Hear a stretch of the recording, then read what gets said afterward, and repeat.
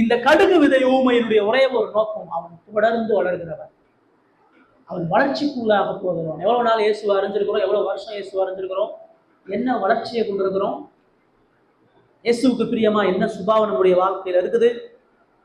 நம்ம வளர்றோம்னு சொன்னோம், அந்த 4 அடிப்படையான விஷயம் இருக்கணும். ஒண்ணு, அற்பமான கடமைகள் உண்மையா இருக்கணும். தினந்தோறும் வேதம் வாசிக்காதவன் ரட்சிக்கப்பட்டவனா இருக்க முடியாது. தினந்தோறும் 1 மணி நேரம் வாசிக்காதே ஒரு விசுவாசியா இருக்க, விசுவாசி இல்லாதவனா இருக்க முடியாது. தினந்தோறும் ஜெபிக்காத விசுவாசியா இருக்க முடியாது. ஆராதனையை கனமா எண்ணாத விசுவாசியா இருக்க முடியாது.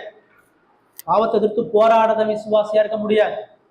தேவனுக்கு உண்மை தன்மையா இல்லாதவன் ஒரு பொழுதும் விசுவாசியா இருக்க முடியாது. விதை அது எப்போ பலன் கொடுக்கணும், வளர்ந்தாதான். வளராமல் எந்த வகையிலும் பலன் கொடுக்காது. அப்ப அற்பமான கடமைகள் உண்மை உள்ளவனா இருக்கணும். இயேசுவை பிரதானமா நேசிக்கிறேன். இயேசுவையும் உலகத்தை நேசிக்கிறவன் இல்லை, இயேசுவையும் பாவத்தை நேசிக்கிறவன் இல்லை, இயேசுவையும் குடும்பத்தை நேசிக்கிறவன் இல்லை. அவன் வாழ்க்கையில ஃபர்ஸ்ட் பிரதானம் அவனுக்காக ஜீவன் கொடுத்த கிறிஸ்துவ பிரதானமா நேசிக்கிறான். வாழ்க்கையில இயேசு போதுங்கிற சிந்தனை இருக்குதா? 3வது அவன் வளர்ந்து இழப்பவன். அனுதினமும் சில பேர் சுமக்கிறாங்க, அனுதினமும் பாடுகளை சந்திக்கிறாங்க, அனுதினமும் தொடர்ந்து கடவுளை தேடுறாங்க.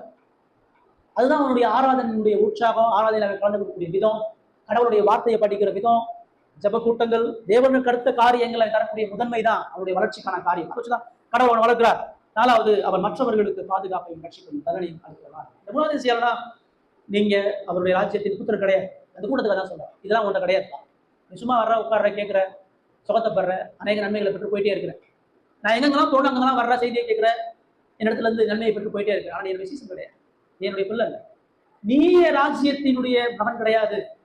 இந்த குணாதிசயம்லாம் ஒரு பொழுதும் இயேசுவுக்கு பிள்ளையா இருக்க முடியாது. இந்த குணாதிசயம் உடலைன்னா, ஆண்டவரே இதெல்லாம் என் பிள்ளை, ஆண்டவரே என் வாழ்க்கை இல்லை, நான் உங்களுடைய பிள்ளை இல்லை, நான் அந்த கூட்டத்தை போல போலியா சும்மா சத்தியத்தில் புல் காமிச்சிட்டு இருக்கிறேன், என் வாழ்க்கையில உண்மையான சீசத்துவதை கொடுங்க, உண்மையான பின்படுதல், உங்களுடைய பிள்ளையாக என்னை மாத்துங்க, உங்களுடைய பிள்ளையா என்னை பரிசுத்தப்படுத்தி எனக்கு இப்படிப்பட்ட வளர்ச்சியை கொடுங்க, எனக்கு இப்படிப்பட்ட தகுதியை ராஜ்யத்தின் பிள்ளைக்கான தகுதி ஏற்படுத்தி கொடுங்க. நம்ம ஆண்டவரை